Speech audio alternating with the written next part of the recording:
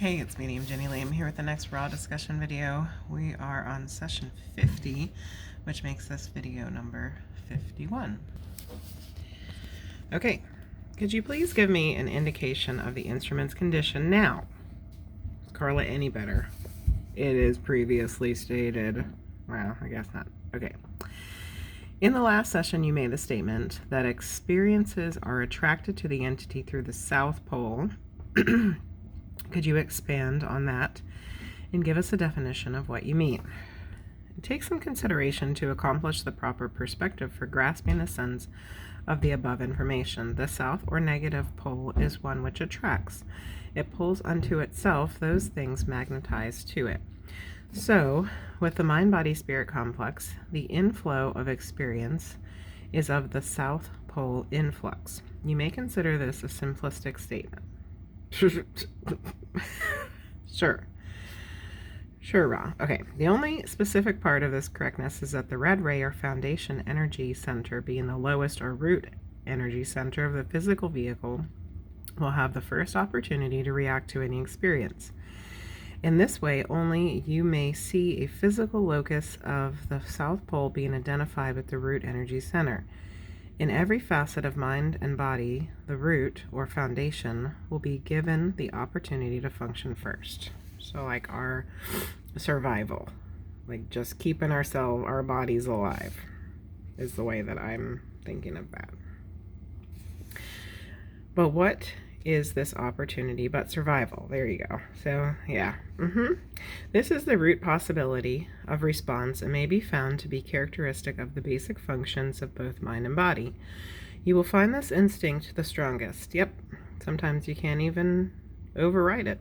And once this is balanced, much is open to the seeker. The South Pole then ceases blocking the experiential data, and higher energy centers of mind and body become availed of the opportunity to use the experience drawn to it. Why do you say the experience is drawn to or attracted to the entity? We may say this due to our understanding that this is the nature of the phenomenon of experiential catalyst and its entry into the mind-body-spirit complex's awareness. Could you give an example of how an entity sets up a condition for attracting a particular experiential catalyst and how that catalyst is then provided or is learned? Dawn's really good at asking questions the same way that Rolf says them now. Such an example may be given. Here we go again. And will you give that? Oh goodness. We pause to scan this instrument's consciousness for permission to use this experiential catalyst as an example. We may proceed. Oh, at least they gave a reason for not giving their answer immediately this time. This is one instance. An extrapolation may be made to other entities who are aware of the process of evolution. This entity chose before incarnation the means whereby catalyst had great probability of being obtained. This entity desired the process of experiencing love and light without expecting any in return. Of expressing love and light without expecting any in return.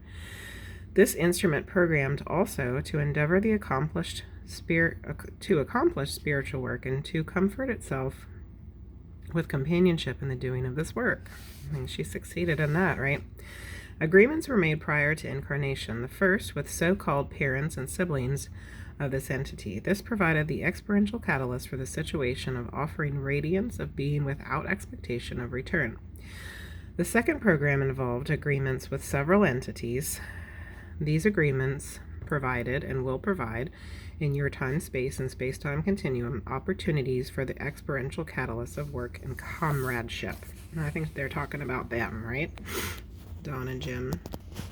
So I've just had kind of an epiphany about all of this part of me. I'm not feeling very well today.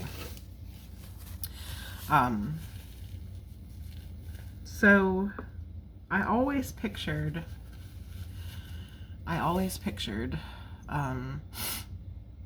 us like talking, our spirits talking to each other before we come into incarnation about all these different agreements. Because I already knew about all that, right? However, some of that didn't really make any sense to me, because some of the people that we make these agreements with are already incarnated before we come in. And I know time doesn't work the same over there and all that, whatever. And maybe that's the part of it that allows it all to make sense, is that time just isn't the same. So it could have happened whenever in our idea of the linear part of time, right? However, I have another idea. What if it's our higher selves communicating with each other? Because our higher selves are always in this higher state, no matter where we are, right? If I understand higher self correctly. So what if it's our higher selves making arrangements with other people's higher selves in order to have these arrangements and incarnations? Tell me your thoughts and ideas on that, because I would like to know what somebody else thinks about this. Okay, we were down here. There are events which were part of a program for this entity, only in that they were probability vortices having to do with your societal culture. These events include the nature of the living or standard of living, the type of relationships entered into, and your legal framework, and the social climate during the incarnation. The incarnation was understood to be one which would take place at harvest. Okay, I'm going to stop there again. So this was a conversation.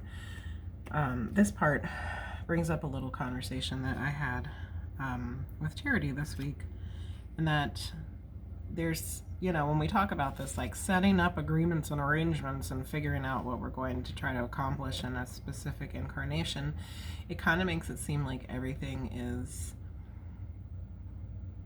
already put in place, and that like there's no that everything is predestined, which is not the case. And I was talking about this with Giant of the Frost too this week. And it's like, it seems like, and of course I have no idea if this is all accurate or not, but it seems like we make agreements and arrangements with other entities. We choose a place in a time that we think we might be able to accomplish the specific things we want to accomplish at that time. And then the rest of it is up to our free will, other people's free will, and what's going on in the world. And this paragraph pretty much says that.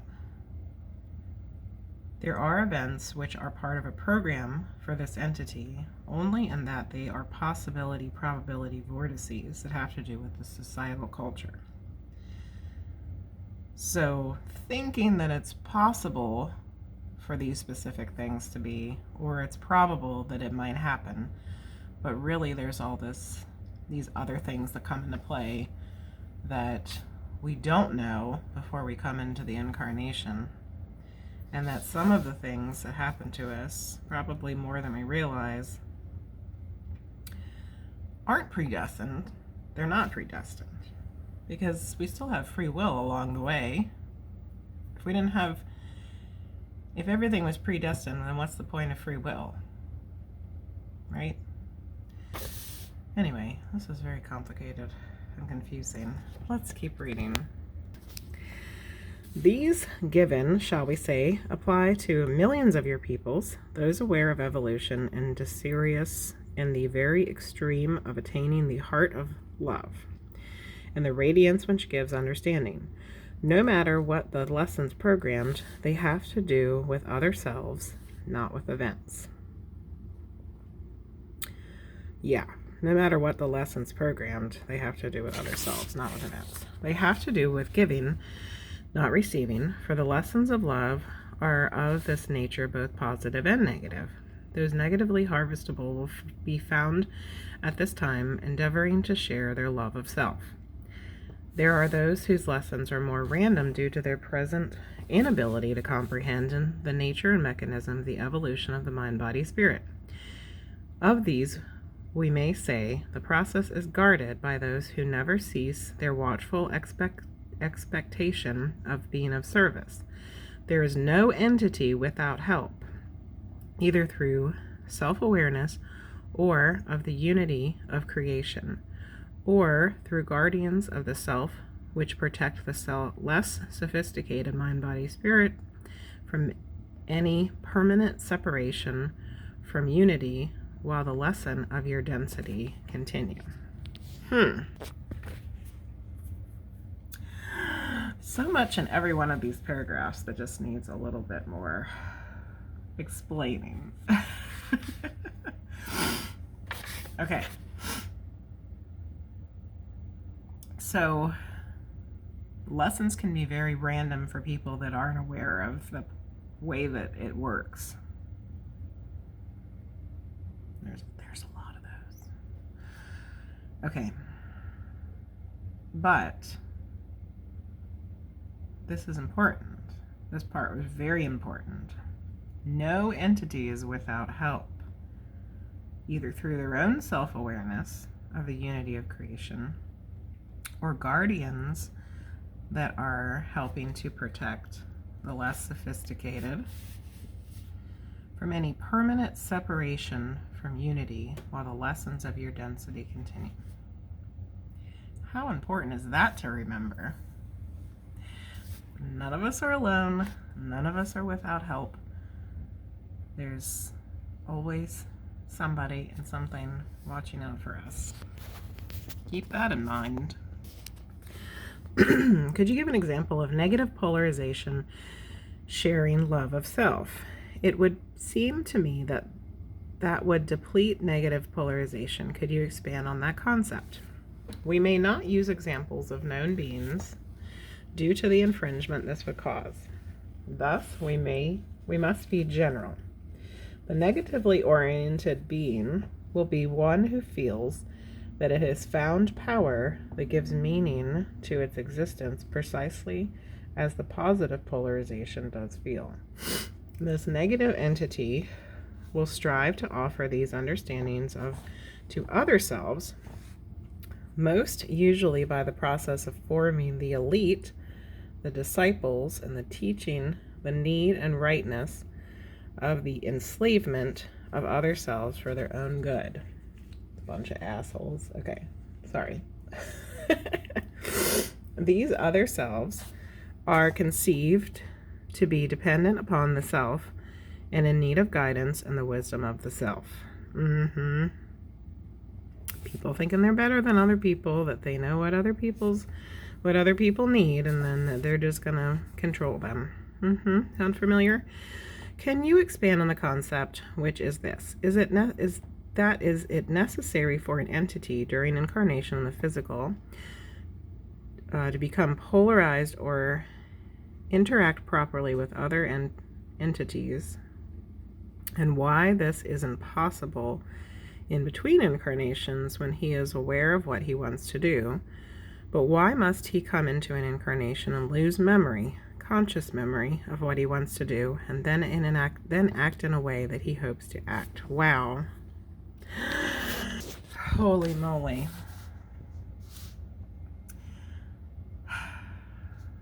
I have to take a second here. Okay, so let's backtrack here, right? Okay, I started reading this book over the summertime, and now it's December.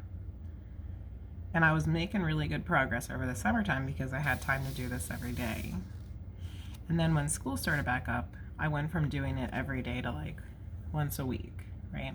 So if I had continued doing this every day, I would have finished this book a long time ago, making these videos. But I didn't. I couldn't. And things just worked out to where exactly at this time, on December 18th, 2022, I am reading this exact paragraph, which I can't remember what the answer is or if it'll even be helpful. But I'm reading Don's exact question that I am personally having an issue with this week. Talk about divine timing. Wow. Like, I specifically had something happen Friday night during my Twitch stream, which if you're not over at Twitch and you're not hanging out with us on Friday nights and getting readings, free readings, and seeing all the crazy weird stuff that happens over there, you're really missing out. So make sure to have the link in the discussion box, the description box. So join us. I had an encounter. I had an experience Friday night during my Twitch stream, the last reading of the evening, where a spirit came through that needed help. So as I was helping him, something happened, and I was very aware that I didn't know who I really am anymore. As in, I know who I am right now. I know who I've been a few times hither and thither out in the past of what we think of as the past lives, right? I know who my higher self identifies as. But when it really comes down to it, I don't know who I really am. And if you've watched all of these raw videos, at one point in time, when they introduced the Wanderers and the Elder race, I was like, well, that feels right. And then I started to really connect in with the Elder race and feel like I was definitely one of them, because there was some very emotional responses to reading some of that information. But really, I don't know who I really am. And according to Ra, we're not supposed to, because of the free will and the law of whatever, mystery or whatever, confusion, right? The law of confusion. But I can't say that I don't have some negative emotions around this. One of them being that it's sad. It's sad that I can't remember who I really am. And some of you might also feel this way. Let me know if you do, or if you don't even think about it, or whatever. And the other part is that a little bit of it makes me angry. It's like, how can I do all of the work that I'm completely capable of doing to really help the most people in the best way possible if I can't remember who the F I am?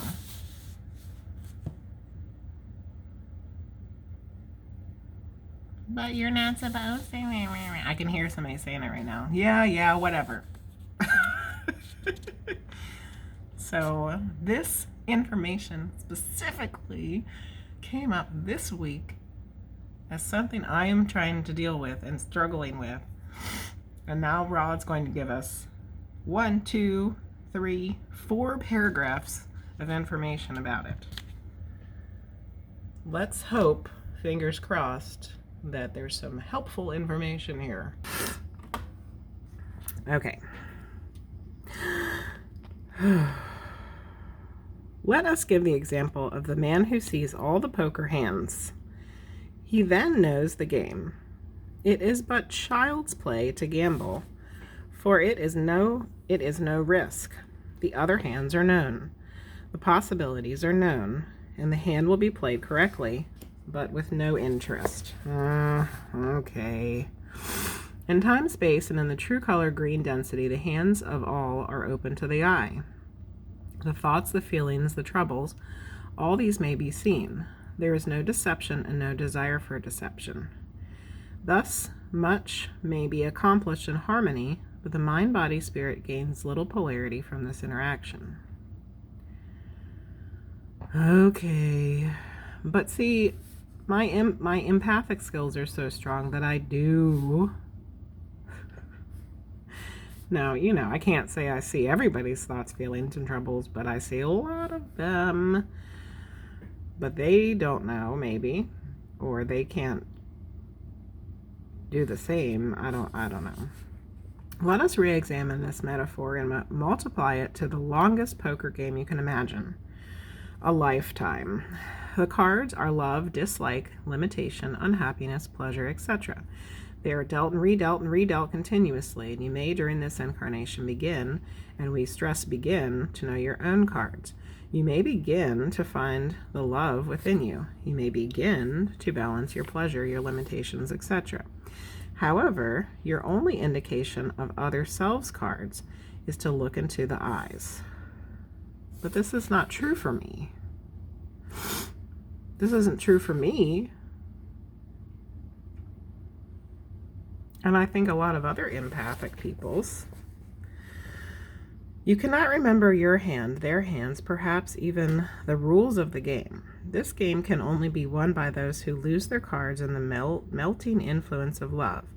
Can only be won by those who lay their pleasures, their limitations, their all upon the table, face up and say inwardly, all of you players, each other self, whatever your hand, I love you. This is the game, to know, to accept, to forgive, to balance, and to open the self in love. This cannot be done without the forgetting, for it would carry no weight in the life of the mind, body, spirit, being totality. Beingness totality. So I guess they're saying you can't just come in loving everybody. You gotta have all the other BS in there so that you can learn how to love again, or love to begin with. I guess I get it. How does the ability to hold visual images in the mind allow the adept to do polarization in consciousness without external action? Yes, Don, let's ask that question.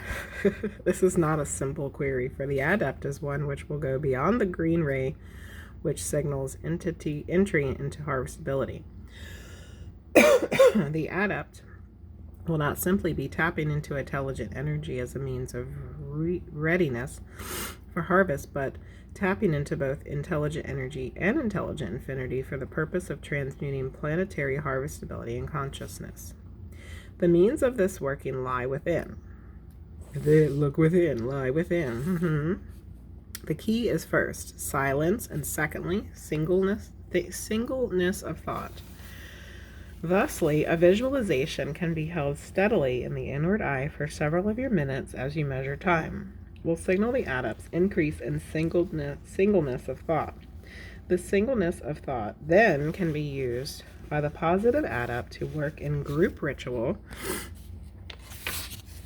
visualizations for the raising of positive energy, by negative adepts for the increase in personal power. Sorry, I'm having to wiggle around here a little bit. So, what are they talking about here? The visualization. Being able to keep an image, singleness of thought image in your mind, and then being able to use it as a group. Do it as a group, visualizations. I think there's a lot of people doing that stuff now. I feel like we're doing something similar when we do our classes. Which, if you don't know, I've been doing classes for different topics. If you're interested in that, you can visit my website and go to the events and classes page. Can you tell me how the adept then, after being able to hold the image for several minutes, what does he then do? What he does then to affect planetary consciousness or increase positive polarity? I still don't understand. When the positive adept touches intelligent infinity from within, this is the most powerful of connections, for it is the connection of the whole mind-body-spirit complex microcosm with the macrocosm. This connection enables the green ray true color in time-space to manifest in your time-space. So there's a footnote here. It is possible that Ra intended to say this connection enables the, shall we say, green ray true color in time-space to manifest in your space-time, but it is never corrected as an error and thus is open to speculation. In green ray, thoughts are beings. In your illusion, this is normally not so. Thoughts are beings. We've been saying thoughts are things, but this is saying thoughts are beings, and green ray. The adepts then become living channels for love and light and are able to channel this radiance directly into the planetary web of energy nexi. The ritual will always end by the grounding of this energy in praise and thanksgiving and the release of this energy into the planetary whole. Hot damn. I feel like I've done this now. I feel like when I'm channeling what we've been calling Great Spirit, that's exactly what I'm doing, is I'm connecting to intelligent infinity. So my microcosm is connecting with the macrocosm in true green ray color. And then it's sending love and light out into the whole planetary web of energy. That's amazing. Amazing. Okay. I'm a little awestruck here. Just keep going. I know of people who have been recently trained in meditation who, after a very short period of intense meditation, a couple of days or so, are able to cause the action at a distance effect on metal bending. Oh, the stupid spoons. Dawn, can we get over the spoons? This is my understanding that they are wearing a pyramid-shaped wire on their head while doing this. Could you see my footnote here? Good God. Are you serious? I know it's the 80s. You guys did a lot of drugs. All these people were doing crazy amounts of drugs in the 60s and 70s. And clearly, Carla still is because, you know, she took the bad LSD and then she got all jacked up. Wearing pyramid-shaped wire on their heads so they can bend spoons. Can you just give it a rest? Okay. I was invited to one of these meditation sessions a couple of years ago, but I couldn't get there. Could you connect on this process and if they are accomplishing anything of value or not? And Ross says, no.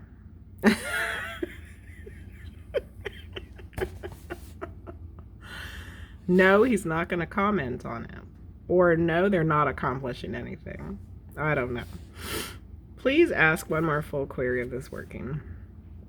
Goddamn, bending pyramid shaped. Okay. Could you give me some more information on the energy fields of the body as relates to the right and left? I mean, okay, let's just hold on a second. I can't get over this.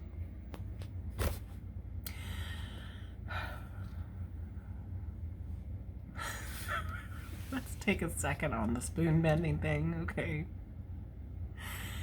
The spoon bending thing is all it is a frickin' all the spoon bending thing is just, it's like a patting yourself on the back. It does nothing for anybody else except maybe bring them to the mysteries of the universe. You know? He's been in a spoon.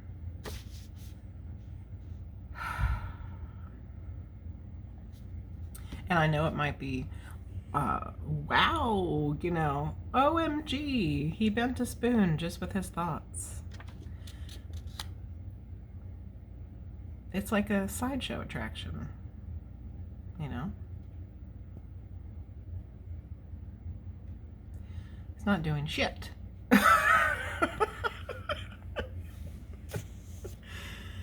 Ain't doing shit. And all he's doing is like, look what I can do. Look what I can do. It's like it's a self thing. Dawn should have known better. Okay. Could you give me some more information on the energy fields of the body as relates to the right and left brain, and if there is somehow related to the pyramid shape as far as energy focusing goes? I'm a little lost exactly on how to get into this line of questioning. We are similarly at a loss at this line of questioning. Dawn doesn't know how to ask the question he wants, and Ra doesn't know what the hell he's asking either. We may say that the pyramid shape is but one which focuses the in-streaming of energy for use of entities which may become aware of these in-streamings. You may further We may say further that the shape of your physical brain is not significant as a shape for concentrating and streaming of energy. Please ask more specifically that information you seek. Each of us feel in meditation energy on the head in various places. I do too, Dawn, all the time, not just when I'm meditating. Could you tell me what this is and what it signifies and what the various places that we feel it signify? Good question. Good question. Forgetting the pyramid will be of aid to you in the study of these experiences. So forget the pyramid. The in-streamings of energy are felt by the energy centers which need and are prepared for activation. Those who feel the stimulation of violet ray level are getting just that, prepared for activation. Those feeling it within the forehead, between the brows, or experiencing indigo ray and so forth. Those experiencing tingling and visual images are having some blockage in the energy center being activated, and thus the electrical body spreads the energy out in its effect, and in its effect is diffused. You can see I put a and a star. Those not truly sincerely requesting this energy may yet feel it if the entities are not well trained in psychic defense. Those not desirous of experiencing the sensations and activations and changes, even upon a subconscious level, will not experience anything due to their inability at defense and armoring against change. Okay, so I talk about this a lot, and we just were talking about it quite a bit in the Twitch stream on Friday night because other people are experiencing the same thing. And it's a tingling of the head. And it happens to me all the time. As a matter of fact, ever since I started talking in this video about my forgetting of who I really am, it started happening, and it's been happening this whole time. And it's like here all the way back. So it's like, I guess would be my violet ray, the third eye, and my crown chakra, the indigo violet. So what Ra is saying here is three contradictory things. One is that it's the sensation is preparing us for activation. Two, that there's a blockage there, so the energy isn't able to be activated. Or three, that it's the energy is because we don't have good psychic defense. So what the hell's the right answer here? Personally, what I feel is that for me, it's more of the first one, that I'm being prepared for activation. To me, it's like spirit is close, spirit is near. Spirit is either like letting me know it's there, it's warning me that something is getting ready to happen. It's letting me know that what I'm thinking and feeling is correct. And I personally have to decipher which one of those things it is. So I guess in some ways, what Ra here is saying is true, that there are a lot of options of what these sensations can feel, what these sensations can mean. And I think each person personally is going to have to look within and figure out what it means to them. I don't think there's any one way here about this whole head tingling thing, or if it's on one side or the other, like Dawn's always wondering about, or what. I think each person who experiences this is going to have to figure out what it means to them, which might change over time, and what if it means something different at different times. Okay, this one's almost finished. Right now I'm getting two feelings simultaneously. Is this normal to get two at once? The most normal for the adept is the following: the indigo stimulation, activating the great gateway into healing, magical work, prayerful attention, and the radiance of being, and the stimulation of the violet ray, which is the spiritual giving and taking from and to creator, from creator to creator. This is a desirable configuration. Good to know. So when he's referring to an adept, I think that we should take a second here, because Ra uses the term adept a lot. I need a bookmark so I don't lose my spot here. And in the back of the book, because see, I have finished reading this now, there is a glossary of terms. And I don't know if the term adept ever truly gets defined by Ra. And if it did, I had forgotten what it meant.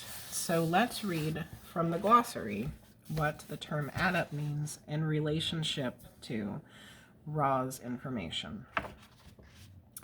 One who devotes the self to seek in the Creator using the disciplines of the personality in the work of faith and spirit. After having adequately balanced the preceding energy centers, the adept proceeds into indigo ray to make contact with intelligent infinity. The adept may bring intelligent energy through the indigo gateway in order to heal, teach, and work for the Creator. Oh.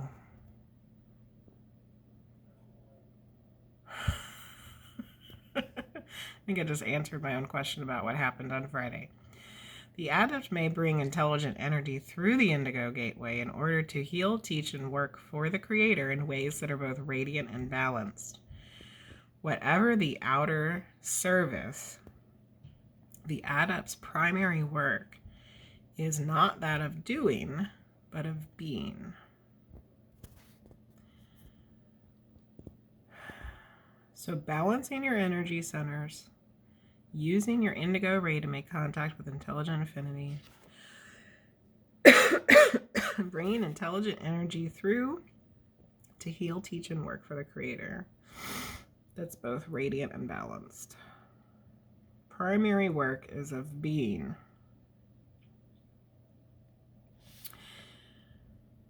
So I'm wondering now if the experience that I had on Friday was not necessarily, well, I don't know. It gets so complicated because I was getting ready to say, I wonder if I was just using my energy to bring forth the intelligent energy, and that's why things got complicated and confusing. But then at the same time, which is my argument here that I keep saying to people, is that we're all that. We're all the light and the love because we all came from the Creator. We are the Creator.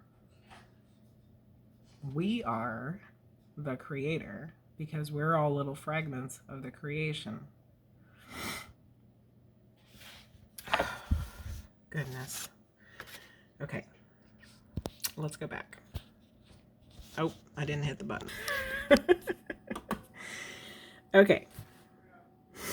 So let's read this again. Now that we know what an adept is. The most normal for the adept is the following: the indigo ray stimulation, activating the great gateway into healing, magical work, prayerful attention, the radiance of being, and the stimulation of the violet ray, which is the spiritual giving and taking from and to Creator taking from and to Creator, from Creator to Creator. This is a desirable configuration because we're all the Creator. Okay. All right. Can we do something to make Carla more comfortable? This time it says, one more time, make sure her neck is carefully placed on a support. Yes, please. Necks are fragile, people, in case you didn't realize that. Okay, let's review this session. There's a lot of crazy information in here that for me personally was very helpful and important. We're talking about the South Pole and how it connects to the root energy and how that's really just about survival, and how we're attracting catalyst. Because before we came into incarnation, we were setting up agreements and arrangements with others, picking a time and a place that we could possibly have the catalyst and experiences that we needed so that we could do what we came here to do. But it doesn't always work that way because we have the law of confusion, we have the forgetting, we have free will, and we have to deal with everybody else. So things don't always work out like we're wanting them to when we come into this incarnation. Then I talked a little bit about the negative polarizations and like how awful they are, because they think they're doing something good, but really it's just good for them. And then we talked about why we have to forget, because if you know everything already, then there's no way for you to learn anything. You can't have any catalyst, blah, blah, blah. I get it. Okay. And then we talked about using visualization and meditation to be able to have catalysts without experience, and using it as together in a group to do work for the planet, really. And then we're talking a lot about what adept is and how they can, once they're balanced, they can access intelligent infinity to use it to help heal the planet, which is fantastic. And then we got into my ranting and raving about bending spoons and laughing at them for putting on pyramid-shaped wire on their head. Sorry, guys, sorry. And then we were talking about the tingling of the head. This is all very relevant information for me and my Team Weird group specifically this week, which is divine timing, which we talked about at the beginning. How if I would have gotten through this whole book over the summer, we wouldn't have had read this at the exact time that we needed to read this information. The universe is just magic. Anyway, if you enjoyed this video, don't forget to give it a thumbs up. Subscribe if you haven't already. If this is the first time you've seen a raw video, you need to go back and watch them all. Sorry, there's 50 other videos. Hope you have time. It's almost Christmas vacation. Maybe you will. Anyway, if you got some comments, complaints, and want to discuss this further, please put your thoughts down into the discussion box below. Put in a comment or two. Or if you really want to get into some craziness over at our Team Weird, you can join our Discord server and talk in the Raw Discussions channel all about this with other people who are reading and watching at the same time. So all those links will be listed below in the description box. See you guys later. Bye-bye.